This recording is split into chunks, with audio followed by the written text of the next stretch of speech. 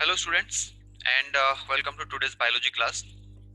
तो हम लोग प्रीवियस क्लास में डिस्कस किए थे about the thallophytes which are the algae. तो एल्गी के बारे में हम लोग डिस्कस कर रहे थे and we have seen till the economic importance of algae.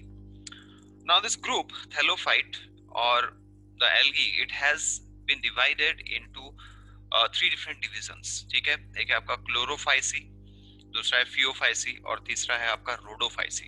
So there are three different groups of algae that is found on the planet Earth. So we'll discuss one by one. तो आज पहले group से start करते हैं, that is chlorophyceae. Okay, so let's begin. The first point is the organisms belonging to this group, their plant body may be unicellular, मतलब वो एक single cell से बने हो सकते हैं या फिर colonial हो सकते हैं. That means they will live in groups which are colonies, or they can be filamentous. Filamentous मतलब thin thread like, ribbon like. तो ये लोग रिबन लाइक ऑर्गेनिजम्स भी हो सकते हैं, लंबे लंबे thread like, generally found in aquatic places और वाटर बॉडीज।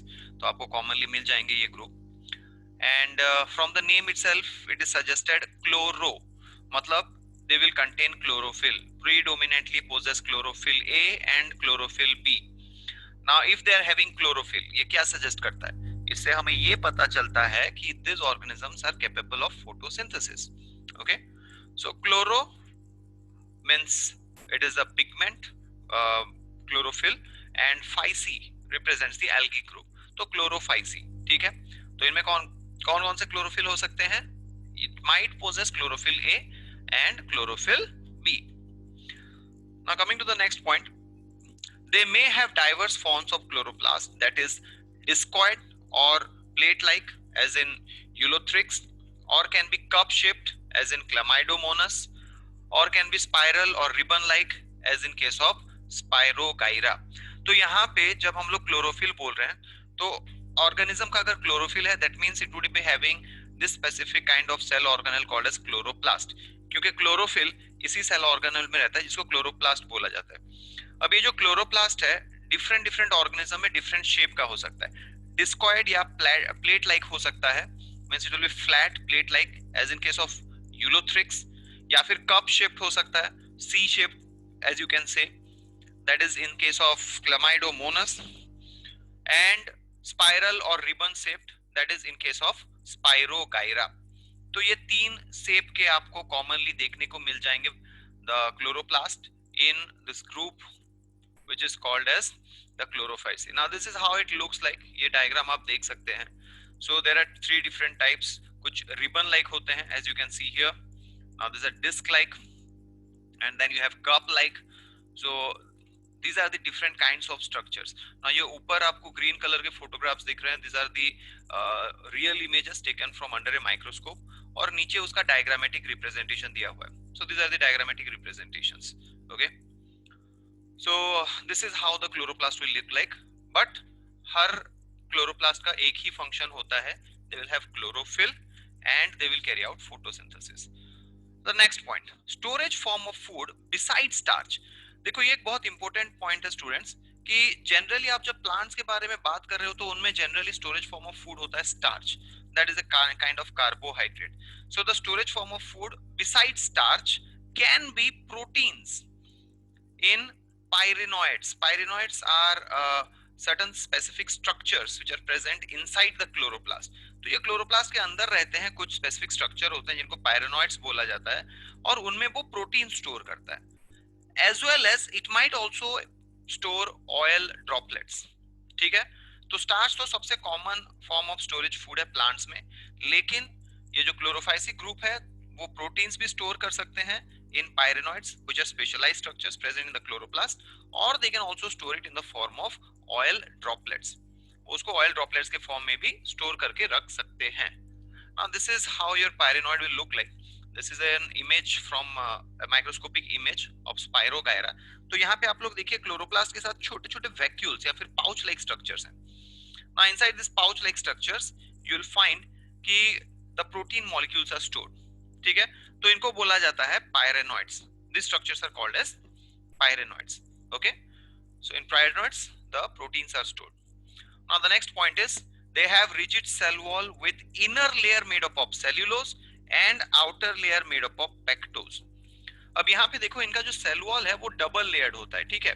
डबल लेयर्ड मतलब it is a very thick cell wall. बाहर का जो लेयर होता है it is made up of cellulose. Now cellulose is a carbohydrate as you know, और most of the plant cell wall are actually made up of cellulose, ठीक है। लेकिन उसका जो आउटर लेयर होता है that is from pectose, even this is a sugar, ठीक है। Pectose is also one kind of sugar, it is also one kind of carbohydrate. तो दो अलग अलग टाइप के कार्बोहाइड्रेट्स इनका सेल वॉल बना होता है। जो इनर लेयर रहता है वो सेल्यूलोज रहता है, as simple like any other plant cell. लेकिन जो आउटर लेयर रहता है वो बना होता है पैक्टोज से। So this is a very different identifying character of this group called as the Chlorophyceae. Now the next point, vegetative reproduction occurs through fragmentation or spore formation. तो इनका जो वेजिटेटिव रिप्रोडक्शन मोड होता है वो होता है through fragmentation, मतलब एक छोटा सा फ्रेगमेंट अगर अलग हो जाता है from the plant body, it will develop into a new organism. As you can see in this diagram, if this is a Spirogyra long ribbon like, अगर इसको आप लोग फ्रेगमेंट्स में तोड़ देते हो, फ्रेगमेंट 1, फ्रेगमेंट 2, फ्रेगमेंट 3, ना each of the fragment will grow into an individual spirogyra.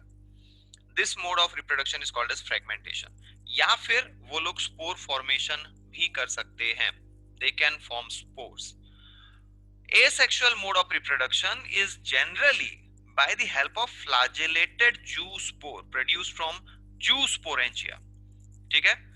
तो इनका जो एसेक्सुअल मोड ऑफ रिप्रोडक्शन होता है वो जूस्पोर से होता है, और ये जो जूस्पोर होते हैं उनमें फ्लाजेला होता है, मतलब दे आर मोटाइल, ठीक है।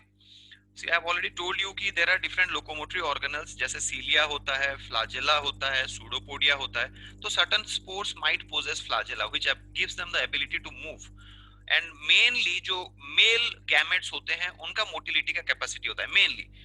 इन some of the organisms you will find कि फीमेल गैमेट्स भी मोटाइल होते हैं, लेकिन मेनली मेल गैमेट्स ही मोटाइल होते हैं। लेकिन यहाँ पे एसेक्सुअल रिप्रोडक्शन का बात कर रहे हैं, तो इसीलिए इसका जो एसेक्सुअल रिप्रोड्यूसिंग स्पोर होगा वो मोटाइल होता है, और वो एक स्पेशलाइज स्ट्रक्चर में फॉर्म होता है ये स्पोर, जिसको बोला जाता है जूस्पोरेंजिया। जूस्पोरेंजिया इज प्लूरल, जूस्पोरेंजियम इज सिंगुलर, ठीक है।